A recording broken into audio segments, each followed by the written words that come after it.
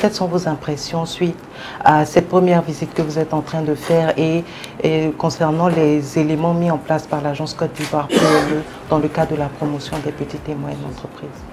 Okay, je voudrais vous remercier pour cette opportunité et vous dire que je suis très heureux de revenir ici sur ce site, qui est le siège de l'Agence Côte d'Ivoire PME, parce que je me souviens qu'il y a 4 ans, c'est moi qui avais lancé en tout cas les activités de cette nouvelle agence. Et je constate que du travail a été fait. Et je voudrais en tout cas remercier tous les partenaires techniques et financiers, notamment la Banque mondiale, l'Union européenne, le GIZ, en tout cas tous les partenaires qui ont accompagné cette agence au cours de ces 4 dernières années. Tous les appuis multiformes qui ont pu être apportés, notamment en termes d'encadrement des acteurs des PME, en termes de soutien par rapport à des financements, notamment ce qui concerne la mise en marche du fonds de garantie, toutes les initiatives permettant en fait d'équiper nos entrepreneurs, les dirigeants des très petites entreprises, etc.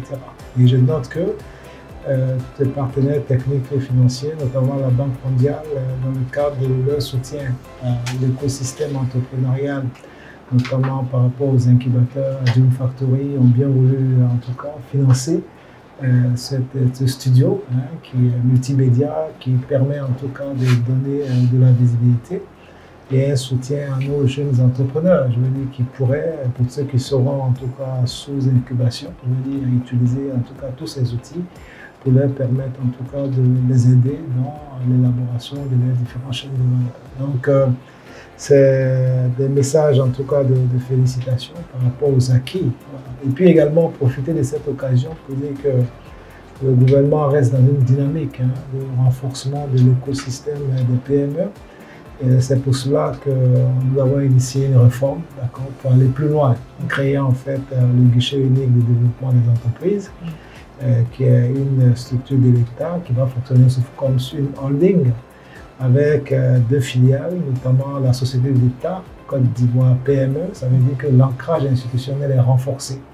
Avant, l'agence Côte d'Ivoire PME était une agence d'exécution. Maintenant, elle se transforme en société d'État avec plus d'autonomie de gestion, avec plus de possibilités en termes de ressources financières, etc. Donc pour moi, c'est un signe positif en fait par rapport au fait que l'État prenne à bras le corps la problématique des PME à travers des institutions qui siègent. Je pense que c'est une avancée. Voilà. Donc passer d'une agence à une société d'État. Et à côté de cette agence, vous serez une société ivoirienne de garantie des PME, voilà, qui sera un établissement financier, voilà, qui va travailler à avoir en fait plusieurs guichets pour pouvoir servir les PME à travers différents produits financiers qui siègent, notamment la garantie et tout ce qui est risque, equity, capital risque, et puis également tout ce qui est appui direct en fait. L'idée est que lorsqu'on prend la PME ou la TPE ou l'entrepreneur par le bras, qu'elle rentre en fait dans les locaux du guichet unique de développement de l'entreprise, qu'elle sorte en sortant, elle sort avec la solution. Donc c'est vraiment cela la vision, c'est vraiment cela l'idée. Vous avez un mot pour les petites et moyennes entreprises qui nous suivent? Je pourrais leur dire que, vous savez, l'État aujourd'hui est dans une dynamique qui est très claire. Quand vous voyez le PNB qui fait environ 90 milliards d'euros, 75% doivent être portés par le secteur privé. Donc on se dit, pour que notre pays aille de l'avant, il nous faut un secteur privé fort, un secteur privé dynamique. Mais le secteur privé, ce n'est pas que les multinationales et les grandes entreprises. C'est le tissu important de petites et moyennes entreprises, de TPE, également de micro-entreprises, etc. Et d'entrepreneurs qui sont dans tous les secteurs d'activité, aussi bien dans le commerce, dans les services, dans l'industrie, et les startups, etc.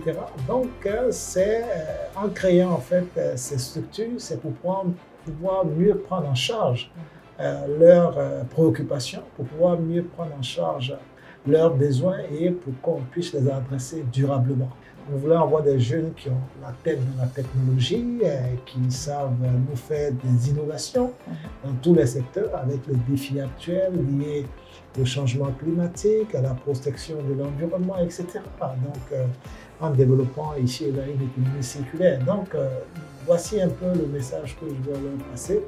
pour dire que l'État de Côte d'Ivoire est avec eux et travaille en tout cas pour eux. Et on compte sur en tout cas pour faire preuve d'imagination, d'ingéniosité et également de chercher l'information utile. Donc les défis sont connus. Nous allons travailler en tout cas avec l'appui des partenaires techniques et financiers à les adresser durablement et nous-mêmes à nous donner en tout cas au niveau de l'État toutes les chances pour pouvoir réaliser le vœu du président qui est Côte d'Ivoire solidaire, qui dit qu'en 2030, on doit créer 8 millions d'emplois supplémentaires, on doit baisser la pauvreté en dessous de 20%, on doit également augmenter l'espérance de vie de 57 à 67 ans. Donc tout ça demande qu'il y ait du travail, que la classe moyenne continue de s'identifier, que l'entrepreneuriat en tout cas puisse connaître du succès. D'accord. Merci beaucoup, monsieur le ministre. Non, non, c'est moi. Agence Côte d'Ivoire PME, accompagner l'avenir dans une Côte d'Ivoire solidaire.